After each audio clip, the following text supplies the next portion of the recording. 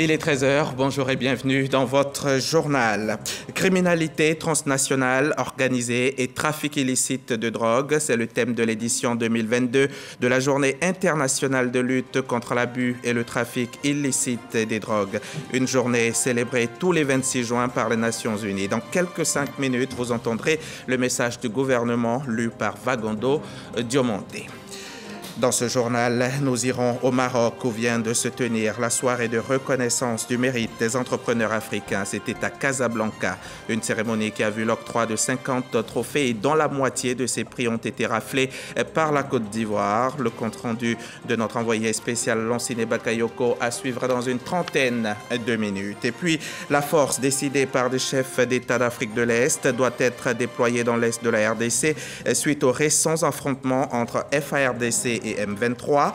Plusieurs milliers de personnes ont manifesté hier samedi à Kinshasa pour soutenir les forces armées aux prises avec les rebelles du M23 accusés d'être soutenus par le Rwanda. Ouvrir une nouvelle ère de prospérité. Quel rôle pour l'entrepreneuriat?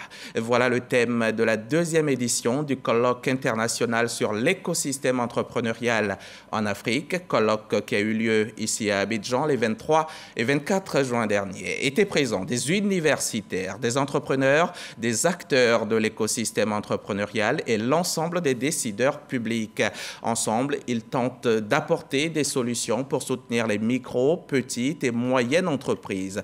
On parle donc de promotion de l'entrepreneuriat. C'est à l'initiative de l'Université Félix Houphouët-Boigny et la Fondation Kaidan. Et justement, pour en savoir plus, nous avons invité le président de cette fondation qui va tout nous dire sur ce joli projet et sur l'entrepreneuriat même. Alors l'invité du dimanche, c'est Alain Kouadio, celui qui a l'entrepreneuriat dans les veines. Bienvenue sur notre plateau, Monsieur Kouadio. Merci Enza. Alors, on ne naît pas entrepreneur, on le devient.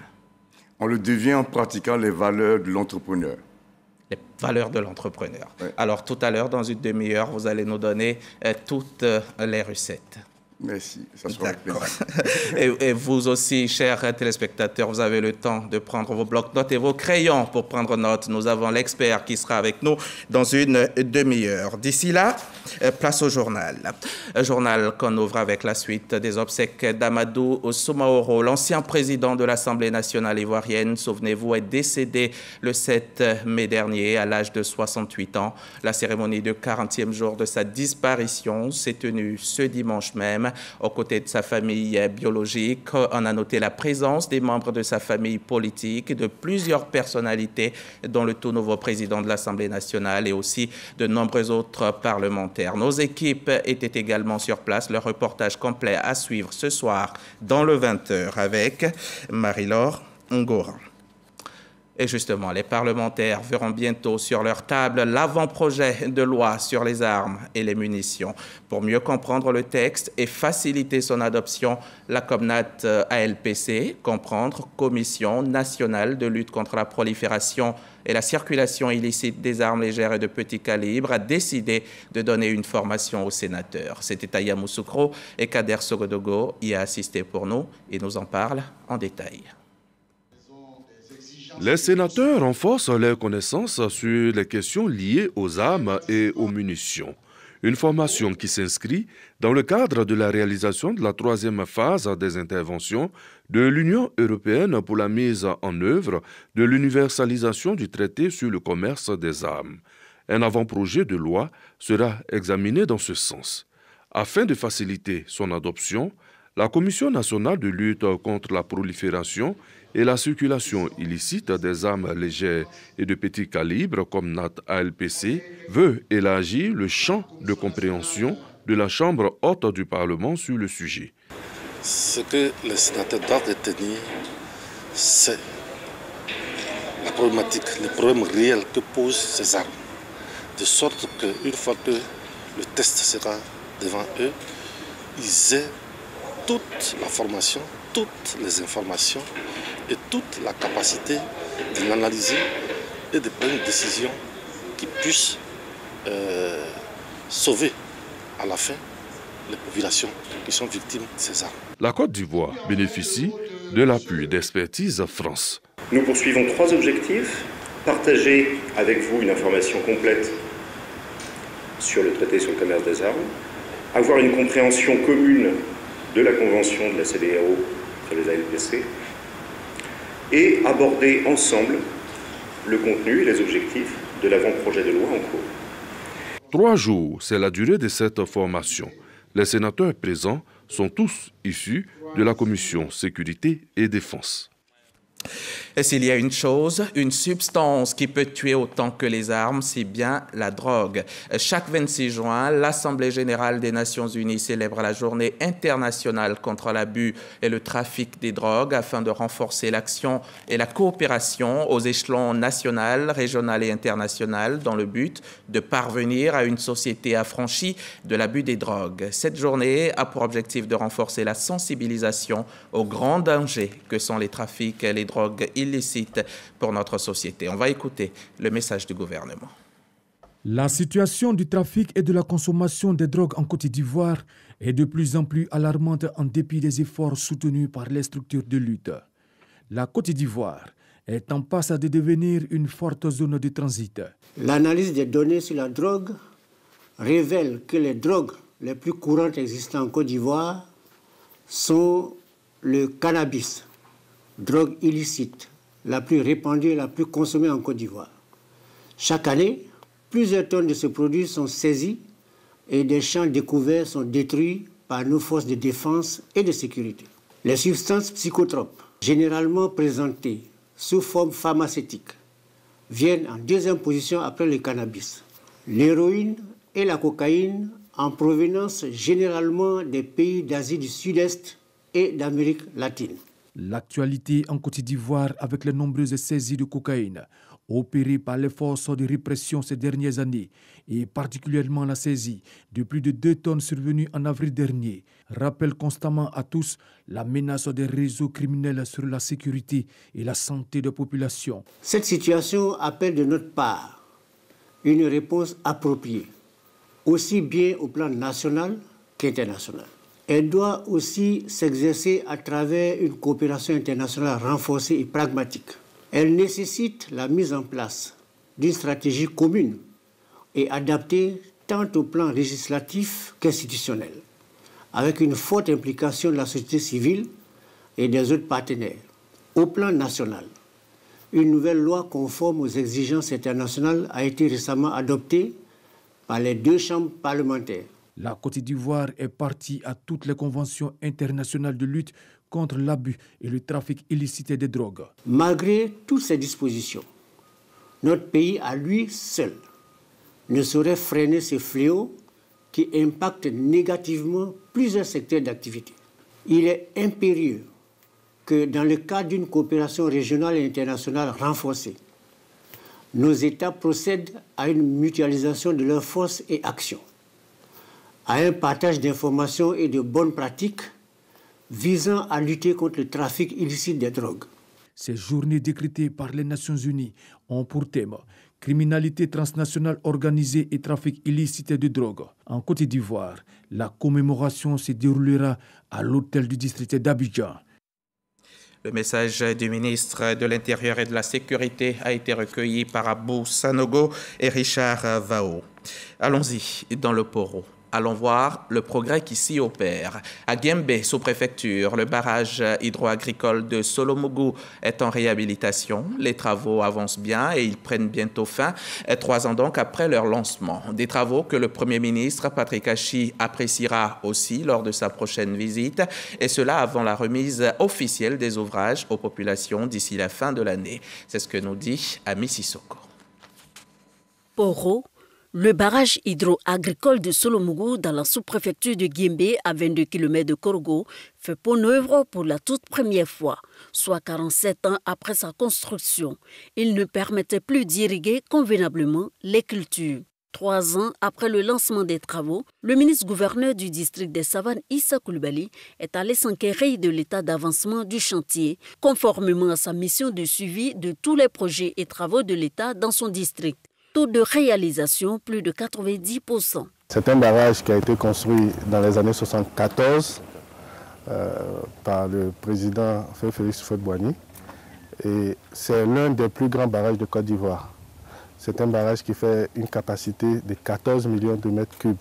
Dans le cadre de ce projet, il est prévu d'augmenter cette capacité à 20 millions de mètres cubes pour avoir beaucoup plus d'eau en amont du barrage. Un autre pan du projet de réhabilitation du barrage de Solomougou, le projet Grune 2000 sur 15 hectares.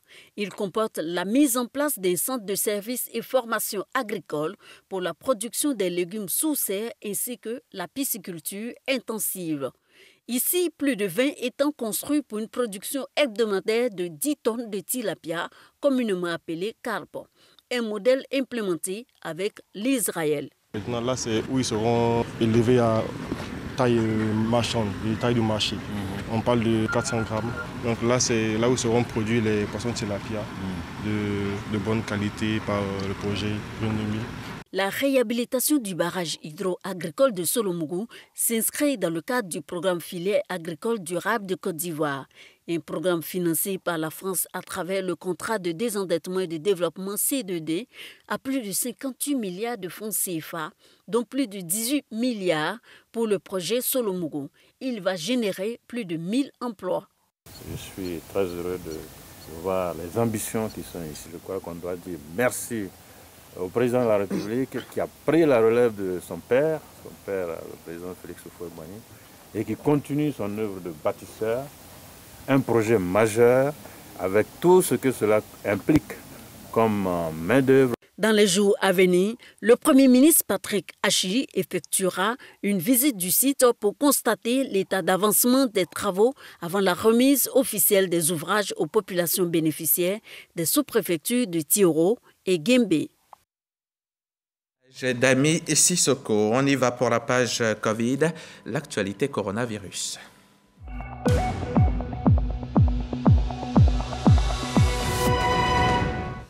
Le monde compte à ce jour 543 millions de malades de Covid, avec 6,33 millions de morts. En Côte d'Ivoire, le nombre total de cas s'élève à 82 999, avec 805 décès et 192 cas actifs. Hier seulement, 46 nouveaux cas ont été enregistrés par les autorités sanitaires. La prudence reste donc de rigueur. La prudence, le respect des mesures barrières et le vaccin anti-Covid. L'orthophoniste prévient, repère et traite les troubles de la voix, de la parole et du langage chez les enfants et les adultes. L'une de ses compétences principales, c'est concevoir et mettre en œuvre des programmes de rééducation. Ce n'était pas le cas, mais désormais on forme les orthophonistes en Côte d'Ivoire. Cela se fait à l'INFAS, l'Institut national de formation des agents de santé. Grace Kando a assisté cette semaine à la sortie de la première promotion. Elle nous montre. Remise solennelle de diplôme à la première promotion des orthophonistes formés en Côte d'Ivoire. Au nombre de 16, ils ont été outillés pendant 3 ans à l'Institut national de formation des agents de santé. L'orthophonie est une discipline paramédicale, donc une discipline spécialiste qui va prendre en charge tout ce qui est troubles de la communication, du langage, que ce soit chez l'enfant comme chez l'adulte, qui va prendre également aussi les troubles de l'oralité qui sont peu connus dans notre domaine donc, de santé et qui aussi va s'étendre sur les pathologies neurodégénératives qu'on peut appeler donc le Parkinson, l'Alzheimer, la sclérose en plaques. Donc c'est vraiment une joie pour nous d'être diplômés. C'est vraiment une formation qui va combler un grand vide parce que pour cette discipline particulière, il n'y a que 10 qui sont présents et qui exercent pratiquement eux tous en cabinet. Et le ministre de la Santé a permis que cette première cohorte puisse être mise dans les centres de santé publics. Il y a une nouvelle promotion qui est en formation, finir dans 3 ans. Et ça va commencer toutes les années à augmenter donc, le nombre des orthophonistes. La première promotion des orthophonistes a été exhortée au travail bien fait et à la persévérance. Les patients ayant une aphasie et qui ont reçu des prescriptions médicales pour une rééducation orthophonique et qui peinent à obtenir un rendez-vous, trouveront chez vous la solution nécessaire. Efficacité, dynamisme et courage doivent être les maîtres mots de cette première promotion des orthophonistes, selon le représentant du ministre de la Santé, de l'Hygiène publique et de la couverture maladie universelle. Eux constituent la 26e promotion du CAFOP, le Centre d'animation et de formation pédagogique. Eux aussi viennent de finir leur formation, désormais prêts donc à enseigner dans les établissements primaires de Côte d'Ivoire. Ils sont au nombre de 515 et leur promotion porte le nom d'Adama Diawara. Khalil Diomondé et Jean-Marc Djadji étaient à la sortie de promotion. Ils sont au nombre de 515 élèves maîtres, dont 360 femmes. Ces élèves constituent la 26e promotion du Centre d'aptitude et de formation pédagogique CAFOP d'Abidjan, site d'Adjamé. Leur baptême est fait par le ministre de l'Enseignement supérieur et de la Recherche scientifique, Adama Diawara, parrain de la promotion. Un choix fondé sur les valeurs de travail et de rigueur qu'incarne l'homme. Des valeurs sur lesquelles ces nouveaux enseignants entendent s'appuyer pour investir toutes les localités de la Côte d'Ivoire. On nous a déjà appris à pouvoir compter sur nous. Donc nous aussi, on va faire en sorte qu'il n'y aura pas de tricherie parce qu'on a travaillé durement. On n'accepterait pas la facilité. On a eu 2 années pour bien préparer tout ce qu'il y a comme formation, pour aller sur le terrain, pour encadrer nos enfants. À tous les parents d'élèves, nous sommes prêts à enseigner vos enfants. Soyez confiants. L'éducation est le socle du développement de toute nation. Adama Diawara invite donc à s'approprier le triptyque passion, engagement et rigueur. L'enseignement, c'est un sacerdoce. Donc, quand ils viennent à l'enseignement, il faut qu'ils sachent que ce n'est pas pour venir se faire de l'argent. Nous attendons d'eux d'être des enseignants modèles qui soient foncièrement amoureux de leur métier, soucieux de l'avenir des enfants qui leur sont confiés, à qui donc ils doivent donner une formation de base solide qui leur permet de mener des études brillantes dans la suite. Et demain, pour être des ressources humaines de qualité, capables de contribuer de façon efficace au développement de notre belle Côte d'Ivoire. Cette 26e promotion du CAFOP supérieur d'Abidjan entrera en fonction dès la rentrée scolaire 2022-2023. On va maintenant mettre le cap sur la Nawa au sud-ouest de la Côte d'Ivoire. Sur place, les femmes sont sensibilisées à l'entrepreneuriat. Celles qui sont déjà des entrepreneurs sont encouragées à persévérer afin d'être de réelles actrices de développement. C'est à l'initiative du conseil municipal de Mayo et c'est ce que nous dit Jean-Marc Djadji. Des centaines de femmes venues des 4 villages et des 36 campements de Mayo pour s'instruire sur l'entrepreneuriat et l'autonomisation. Une initiative de Laure Donvaï, maire de la commune de Mayo, pour soutenir ces femmes commerçantes et paysannes dans leur exercice.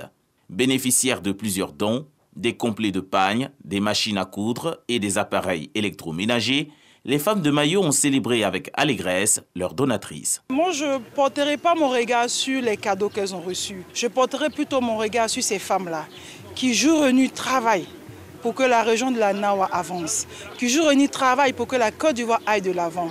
Et ces femmes, en tant que mères, méritent toute notre admiration. Sortir ces femmes de la précarité et être autonomes, une priorité pour Laure Donvaï et la marraine, la ministre Belmont Dogo. Je félicite toutes les femmes de la Nawa qui ont su aujourd'hui sortir massivement pour marquer leur présence.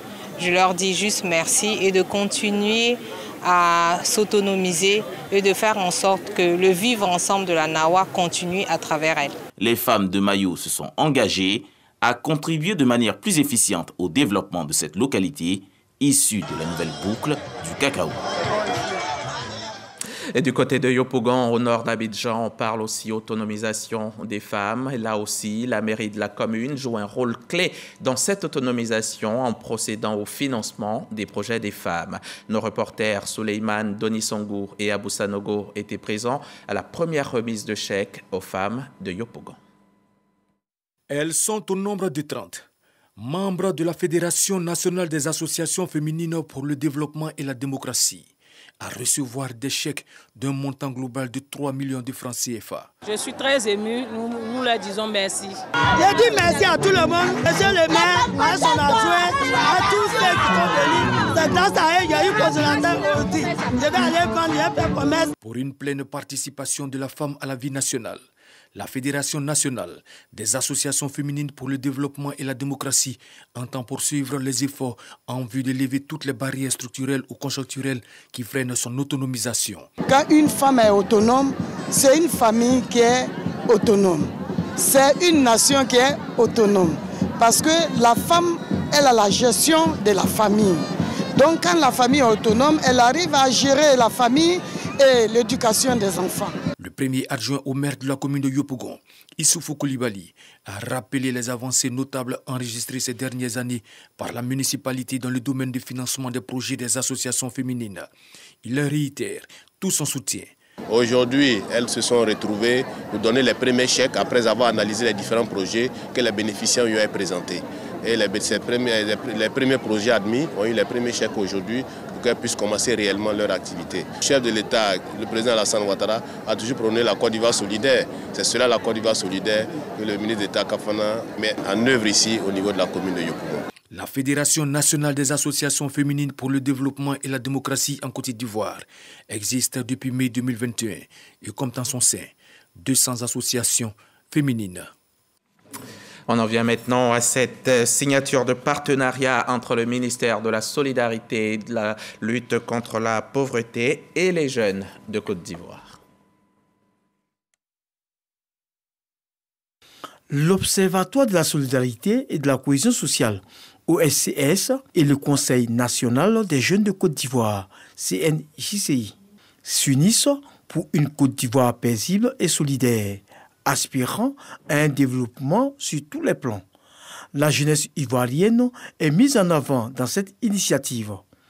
Une convention de partenariat est donc signée pour la circonstance entre les deux entités. Cette rencontre est assez spéciale pour nous parce qu'il s'agit ici d'impliquer les jeunes dans la construction de ce qui est cher pour nous, la paix.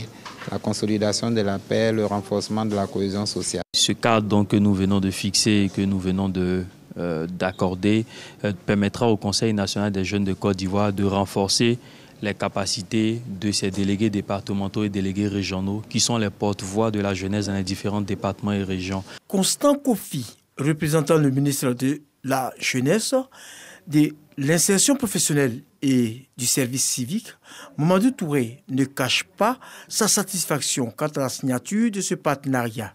La ministre de la Solidarité et de la lutte contre la pauvreté, Miss Belmont Dogo, s'est réjouie à son tour de cette alliance avec la dynamique jeunesse ivoirienne. Un partenariat, au dire de la ministre, permettra de favoriser la mise en place de la politique solidaire du président de la République, Alassane Ouattara. Je me réjouis de cette signature en ce jour.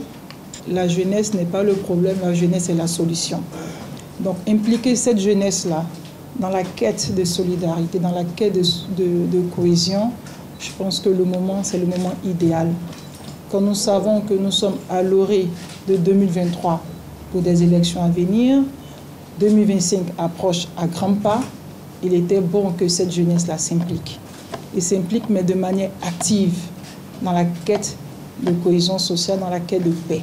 C'est le lieu de rappeler que, outre le CNJS, le CNJCI, l'Observatoire de la solidarité et de la cohésion sociale, dans sa quête de favoriser l'émergence de la Côte d'Ivoire, a signé d'autres conventions de partenariat avec des structures nationales. C'était un reportage de Mondésir Yoboué et Issa Chonan Yeo, notre chef des éditions.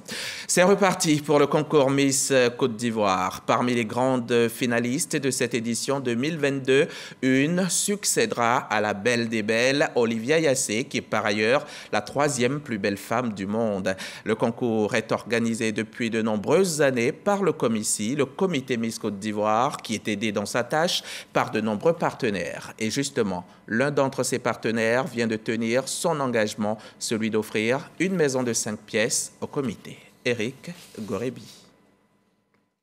C'est une maison de 4 pièces composée de 3 chambres, d'un salon, de 2 cours avant et arrière, qui vient accroître le patrimoine immobilier du COMICI. Un partenaire de Miss Côte d'Ivoire honore ainsi son engagement.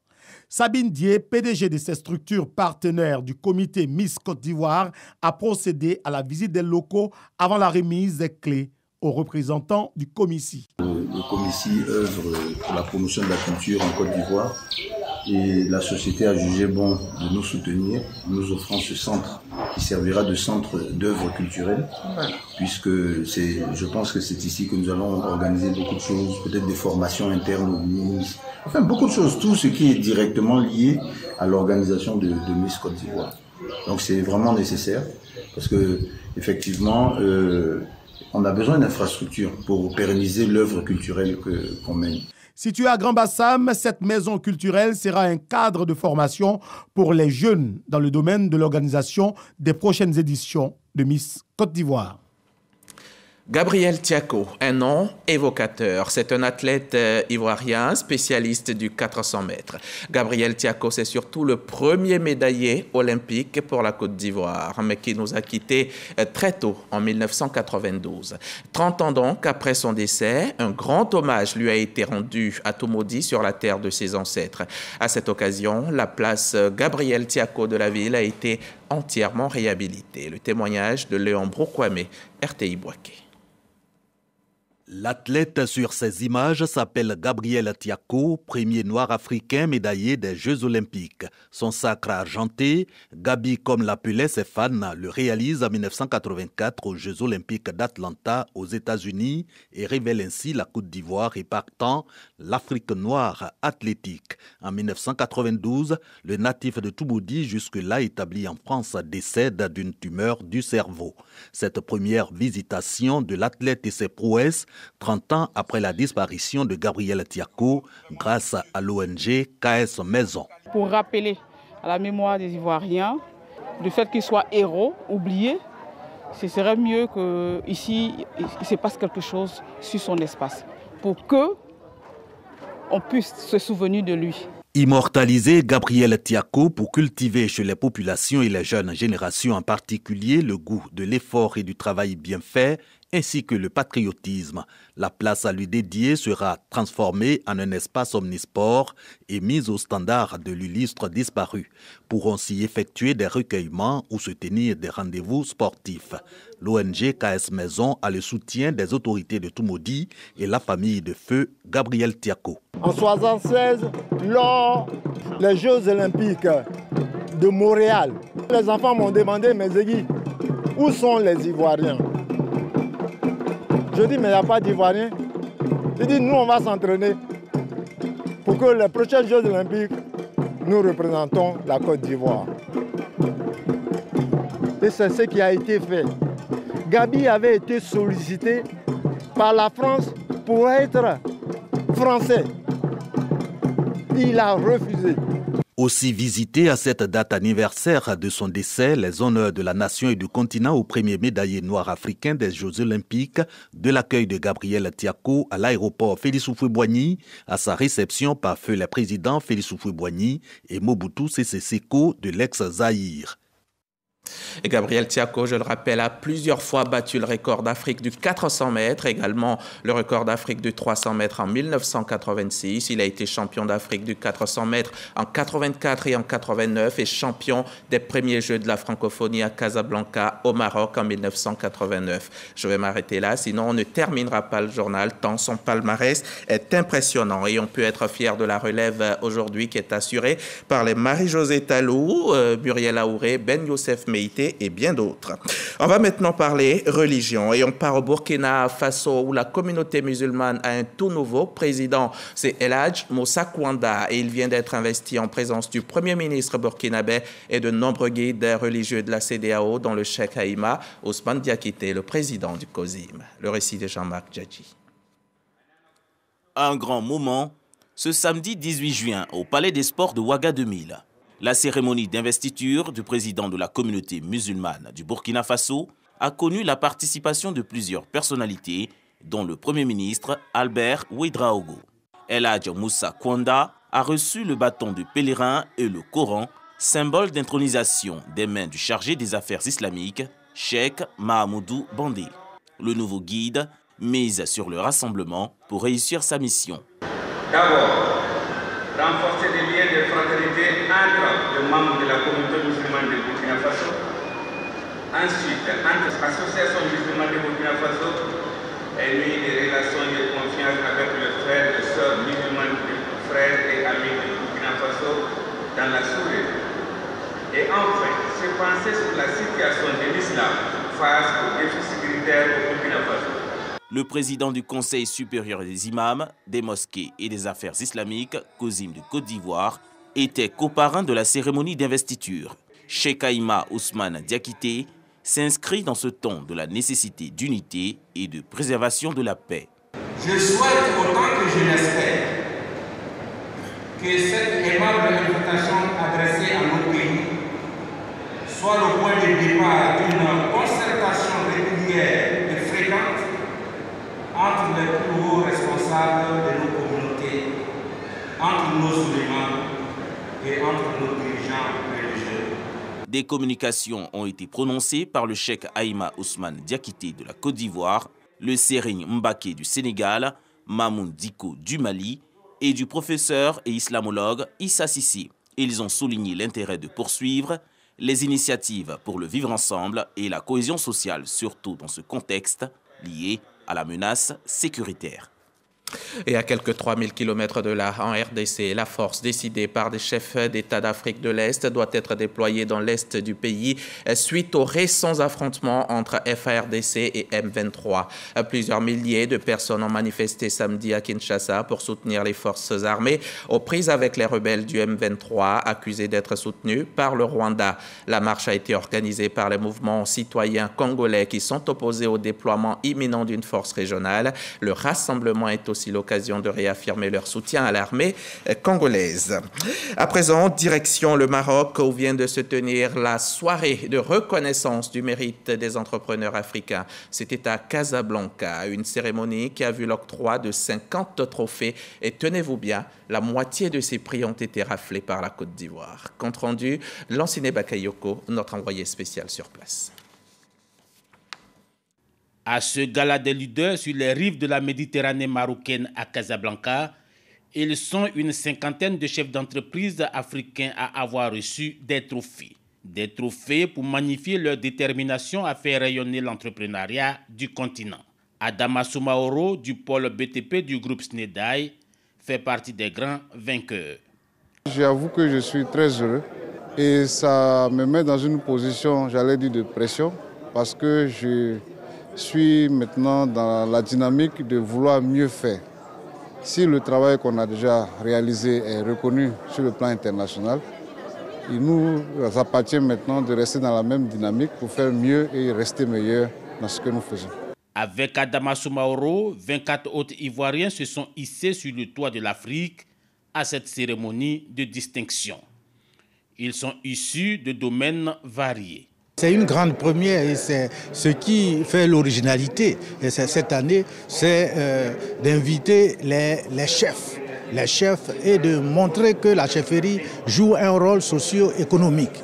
Cela nous permet de savoir que les efforts qui sont faits au quotidien sont reconnus, non seulement par certaines structures, sont reconnus aussi par l'État. Depuis près de 10 ans que j'exerce, je suis honoré pour une fois au Maroc. Pour moi, c'est une fierté. Ce gala a mobilisé de nombreuses personnalités du monde des affaires, notamment marocains. Des Marocains en pleine conquête des marchés subsahariens. Une satisfaction pour le capitaine opérationnel du prix panafricain des leaders. C'est leur mérite, mais cela les oblige à aller au-delà de leur force. Ils doivent entreprendre des choses novatrices, des choses qui servent à la communauté pour le développement de l'Afrique, parce que l'Afrique, c'est le continent de demain, le centre du monde. Le super prix est revenu à Antonio Souaré. L'entrepreneur guinéen a annoncé sa volonté d'étendre ses activités au Mali, au Sénégal et surtout en Côte d'Ivoire. Et c'est la transition parfaite qui nous mène tout droit au magazine du dimanche. Notre invité nous a rejoint en plateau. C'est Alain Kouadio, le président de la Fondation Kayden. Merci encore, Monsieur Kouadio. Merci d'avoir accepté notre invitation. Regardons ensemble cet élément qui vient et puis on se retrouve juste après. L'entrepreneuriat, une alternative à la résorption du taux de chômage en Côte d'Ivoire. Ils sont de plus en plus nombreux, ces jeunes, ayant compris qu'ils ne pourront pas tous intégrer les entreprises de la place ou encore la fonction publique. Digital, maroquinerie, mode, aviculture, ils s'investissent et explorent tous les domaines. Cet engouement autour de l'entrepreneuriat est surtout du fait des initiatives éducatives et sociales. Aujourd'hui en Côte d'Ivoire, plusieurs établissements scolaires et universitaires proposent aux apprenants des modules sur l'entrepreneuriat. Et cela est soutenu par certaines organisations, entre autres la Fondation Kédan, qui depuis 2021 a initié une caravane dénommée la caravane de l'entrepreneur. Objectif, sillonner toutes les contrées du pays pour transmettre la culture entrepreneuriale aux élèves et aux étudiants. Les jeunes désireux d'embrasser l'aventure entrepreneuriale sont cependant confrontés à certaines entraves. La majeure partie du temps, ces difficultés sont liées au financement, à la non-maîtrise de l'écosystème du monde des entreprises et au déficit de formation. C'est pourquoi l'unité de formation et de recherche des sciences économiques de l'université Félix Houphouët-Boigny et la Fondation Kédan ont initié en 2021 un colloque international sur l'écosystème entrepreneurial en Afrique. La deuxième édition, qui s'est tenue du 23 au 24 juin à Abidjan, a vu la participation d'étudiants et d'entrepreneurs chevronnés venus partager leurs expériences. Ce colloque est une tribune de réflexion visant à outiller les jeunes afin qu'ils puissent mener à bien leurs différents projets et de facto contribuer à la création d'emplois décents en Côte d'Ivoire. Alors, Président, Franck Kouadio l'a dit, il a dit un peu ce que ce colloque il fait, mais on vous a ici avec nous. Alors, ce colloque international sur l'écosystème entrepreneurial, qu'est-ce que c'est? Alors, il faut dire que ça a été l'initiative de deux universités. L'université Félix Houphouët-Boigny d'Abidjan et l'université de Sherbrooke au Canada. L'idée, c'était de réunir en 2 journées des enseignants-chercheurs qui viennent produire les résultats de leurs réflexions sur des sujets liés à l'entrepreneuriat ou liés à l'écosystème entrepreneurial. Cette année, ils ont décidé d'associer une plateforme d'entrepreneurs pour 2 raisons objectives. La première, c'est que la population que ces enseignants-chercheurs étudient, c'est bien la population des entrepreneurs. La deuxième raison objective, c'est que ce sont les entrepreneurs et nos États qui sont bénéficiaires des résultats de ces travaux. Donc c'est ainsi que cette année, nous avons co-organisé cet événement. Et les ateliers se sont penchés sur plusieurs sujets. Par exemple, un sujet qui a retenu mon attention, c'est pourquoi est-ce que dans le marché vivrier, on retrouve 60% de femmes gourous. Ouais. Par exemple. Et la réponse, c'est quoi? Très rapidement. La réponse, c'est culturelle. C'est que la jeune fille gourou, quand elle commence à arriver à la majorité, elle a la responsabilité de la famille, elle a besoin de son appartenance à la société, et son appartenance à la société se fait à travers sa position dans le commerce du vivrier. D'accord. Et là, le colloque a quand même réuni 14 pays sur 2 jours. 17 pays. 17 pays. Vous en êtes satisfait? Ah, très, très satisfait, surtout dans l'innovation de cette année avec la présence massive des entrepreneurs. On arrive aujourd'hui à une réflexion qui est théorique, en même temps terrain. D'accord. Et c'est porté par un centre de recherche que vous avez mis en place, c'est l'ICREA, l'Institut de recherche sur l'entrepreneuriat pour l'Afrique. Vous mettez l'accent sur l'entrepreneuriat. Absolument, nous mettons l'accent sur l'entrepreneuriat. Et pour quelle raison? Vous savez, il y a beaucoup de mythes sur l'entrepreneur. On va dire, par exemple, l'entrepreneur, c'est celui qui aime prendre des risques. Mais comme je dis, le monsieur qui va donner son argent au marabout pour être démultiplié, il prend un risque. Le monsieur qui joue au PMU, il prend un risque. Et moi, Alain Kouadio, le matin, quand je vais travailler, je ne vais pas dire « Ah, quel risque je vais prendre ?» Non. J'arrive, mes collaborateurs me font des propositions, on analyse, on contrôle le risque, et puis on y va. Donc, il y a tellement de mythes que finalement, ça décourage les plus jeunes. Ce que nous enseignons aujourd'hui, c'est la réalité du terrain. À savoir, nous avons tous les mêmes bases, mais si tu ne travailles pas, peu importe le secteur d'activité dans lequel tu seras, tu ne réussiras pas. Tu es un chanteur, ne travaille pas, tu ne réussiras pas. L'entrepreneur, il travaille. L'entrepreneur, il est persévérant, il est résilient. Et donc l'entrepreneur, ce n'est pas celui qui prend des risques, ce n'est pas le visionnaire. Non. On dit de lui qu'il est visionnaire. Pour avoir vu vous, par exemple, on le dit beaucoup de vous. On dit aussi que l'entrepreneur, c'est celui qui est résilient à l'échec. Oui, l'entrepreneur est résilient à l'échec par la force des choses. Mais l'entrepreneur, il n'y a pas plus de 99% des entrepreneurs qui sont visionnaires. Visionnaire, c'est... On n'a pas une boussole pour lire dans le passé.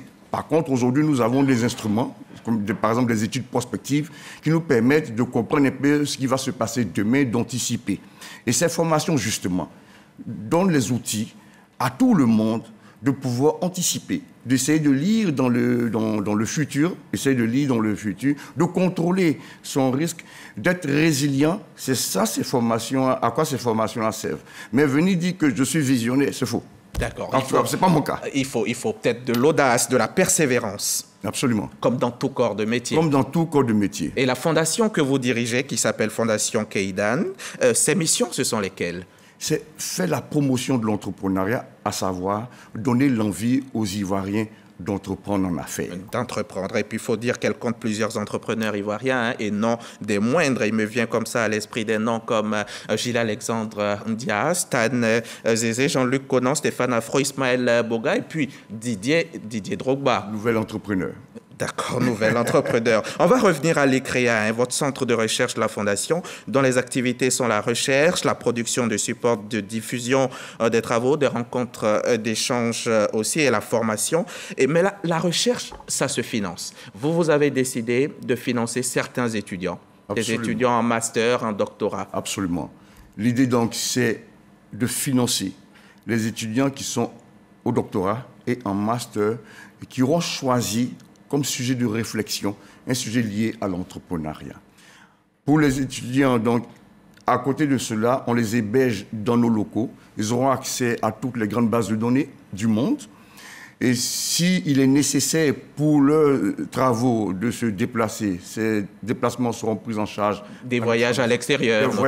Surtout des voyages à l'extérieur, parce que quand un doctorant travaille pendant 3 ans, c'est bien qu'il confronte ces résultats à d'autres choses qui se font dans les autres universités. Donc, nous allons financer tous ces voyages, toutes ces dépenses. Et ils bénéficieront d'un certain pécule tous les mois. Tous les mois, ils bénéficieront d'une rémunération. D'une rémunération. Et ça, c'est des étudiants de l'université Félix Houphouët-Boigny. Monsieur le président de la Fondation, ça ne va pas faire de jaloux? Est-ce qu'il ne va pas falloir étendre à d'autres universités? Il y en a beaucoup en Côte d'Ivoire. Alors, c'est peut-être la petite nuance. La convention a été signée avec l'université d'Abidjan. Mais c'est tout étudiant qui souhaite réfléchir dans le champ de l'entrepreneuriat qui est éligible à notre... Comment on est éligible, monsieur Kwadio? Nous avons une plateforme en ligne. Vous suivez tout le parcours de cette plateforme en ligne. Il y a un premier tri qui est fait. Vous allez être reçu en entretien par un comité scientifique. Et c'est à l'issue de ce processus-là que vous êtes retenu. Quand vous êtes retenu, vous vous inscrivez ensuite à l'université d'Abidjan parce que vous êtes étudiant de l'université d'Abidjan, parce que nous ne délivrons pas de diplôme. C'est l'université d'Abidjan qui va délivrer les diplômes. On dit que c'est l'entrepreneuriat qui crée la richesse. Absolument. Comment? L'entrepreneuriat crée la richesse parce que c'est l'entrepreneuriat qui crée de la valeur.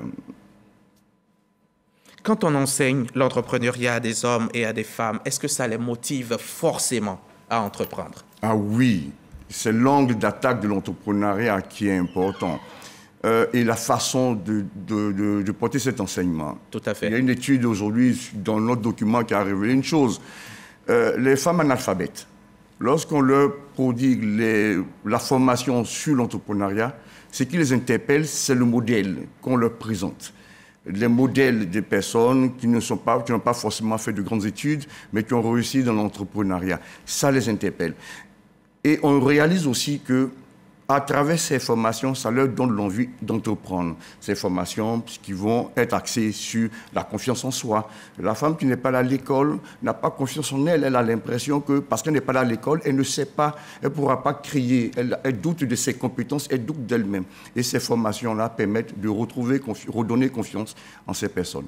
Pourquoi on enregistre tant d'échecs dans l'entrepreneuriat, M. Kwadio? Vous savez, ce n'est pas la première fois que des projets dans ce domaine-là sont mis en route, malheureusement, très vite repartis comme ils sont venus. L'État même a engagé de nombreuses politiques de promotion de l'entrepreneuriat depuis des décennies de l'entrepreneuriat, mais très peu arrivent au bout, très peu marchent. Qu'est-ce qui se passe? C'est l'objectif fondamental de ce que nous sommes en train de faire aujourd'hui. Se poser la vraie question, aller sur le terrain pour comprendre pourquoi ça ne marche pas. les derniers programmes qui ont été lancés, taux de succès d'environ 15-20%. Nous allons étudier les 20% qui ont réussi, pourquoi est-ce qu'ils ont réussi, et essayer de dupliquer cela sur les prochaines politiques de promotion de l'entrepreneuriat.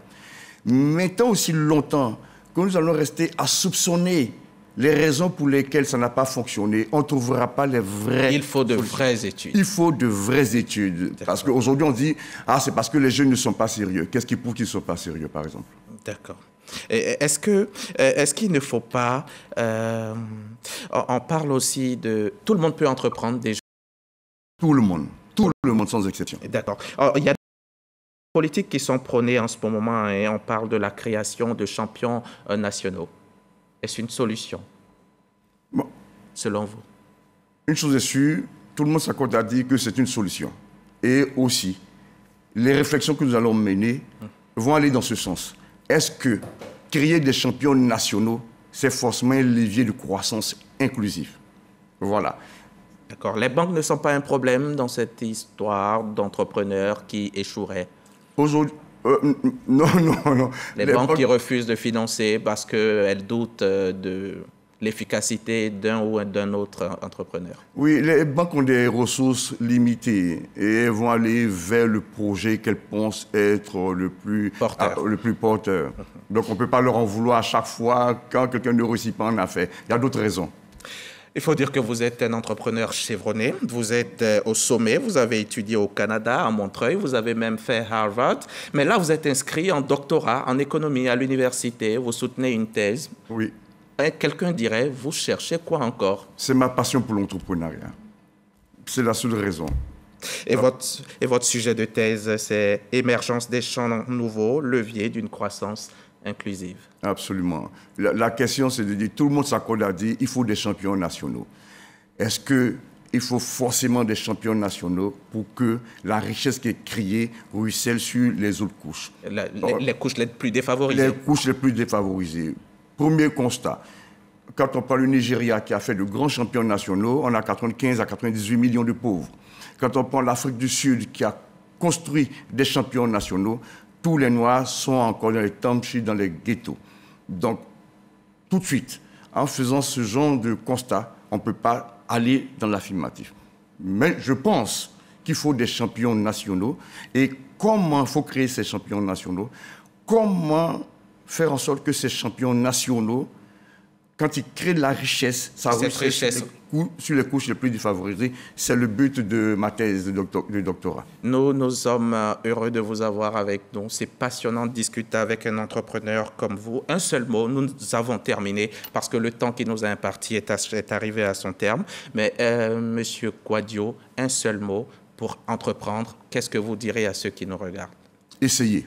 Essayez, et ça marchera.